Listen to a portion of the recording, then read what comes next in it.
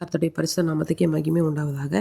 அடுத்து இந்த உபாகமம் 3ஆம் அதிகாரத்தை பார்க்க போகிறோம். இதில் கூட என்னென்னா, அந்த முன்னாடி அதிகாரங்களில் அவங்க விட்ட அந்த வரலாறை தொடர்ந்து மோசே இதில் சொல்கிறாங்க.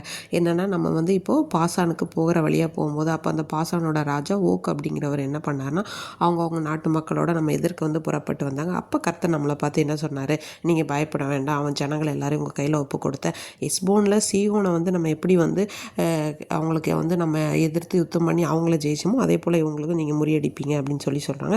அதே மாதிரி நம்ம அவங்க பட்டணங்களெல்லாம் நம்ம பிடித்தோம்.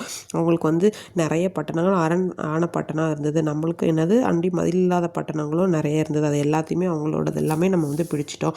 அதே மாதிரி அந்த இடத்துல சீயோன் ராஜா செய்தது போல் பட்டணத்தில் இருக்கிற எல்லாரையுமே நம்ம என்ன பண்ணோம், கொண்டு போட்டோம். அந்த மிருக ஜீவன்கள் எல்லாத்தையுமே கொண்டு போட்டோம் அப்படின்னு சொல்லிட்டு அப்படி எல்லாமே சொல்கிறாங்க. அதுக்கப்புறம் பார்த்தோன்னா இப்போ பாசானின் ராஜாவாகிய ஓக்கு அப்படிங்கிறவர் தான் தம்பி இருந்தார். அவரையுமே நம்ம என்ன பண்ணிட்டோம், கொண்டுட்டோன்னு சொல்லிட்டு அந்த எந்த இடத்துலேருந்து எப்படியெல்லாம் அந்த காத் புத்திரரோ ரூபன் புத்திரரோ அதுங்களாம் என்ன பண்ணாங்கன்னா, அந்த யோர்தானுக்கு முன்னாடி இருக்கிற சமனான வெளியிலே நாங்கள் இங்கே இருந்துக்கிறோம் அப்படிங்கிற விஷயத்த எல்லாமே இதில் சொல்கிறாங்க. அப்போ கர்த்தர் சொன்னதை மோசே அவங்களுக்கு சொல்லுவார்.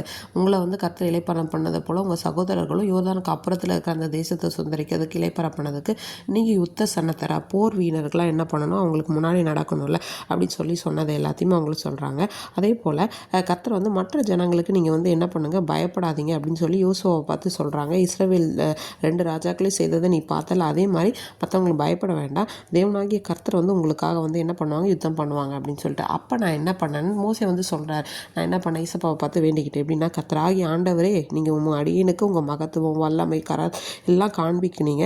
வானத்திலையும் பூமியிலும் உங்கள் கிரியைக்கும் சரி உங்கள் வல்லமைக்கும் சரி ஒப்பானவர் ஒருத்தருமே கிடையாது. நான் கடந்து போய் அந்த பக்கத்தில் இருக்கிற யோர்தானுக்குள்ள நல்ல தேசத்தை பார்க்கணும் அப்படின்னு சொல்லி வேண்டிக் கொண்டார். அப்போ கர்த்தர் இந்த ஜனங்கள் நிமித்தமாக மோசே மேலே கடும் கோபம் கொண்டு நீ போக மாட்டேன்னு சொல்லிட்டு அந்த பிஸ்காவோட கொடுமுடியிலேருந்து ஏறி மட்டும் பார்க்குறதுக்கு அவனுக்கு அந்த பாக்கியம் கிடச்சிது. யோசுவாவுக்கு கட்டளை கொடுத்து அவனை திடப்படுத்தி இந்த ஜனங்களை எல்லாம் வழி நடத்துறதுக்கு கர்த்தர் ஏற்பாடு பண்ணார். அவன் தான் இந்த தேசத்தை பங்கிட்டு கொடுப்பான்னு சொல்கிறாங்க. இதுலேருந்து பார்த்தோம்னா எந்த ஒரு சூழ்நிலை, இப்போ அது எஸ்போனின் ராஜாவாகட்டும், ஓக்கின் ராஜா, எந்த ராட்சதர்களாக இருக்கட்டும், என்ன மாதிரி சூழ்நிலைகள் எல்லாத்துலேயும் தேவனாகிய கர்த்தர் கூட இருந்து அந்த மக்களை வழி நடத்தினார் அப்படிங்கிறத இதில் வெளிப்படுத்தி இருக்கிறாங்க.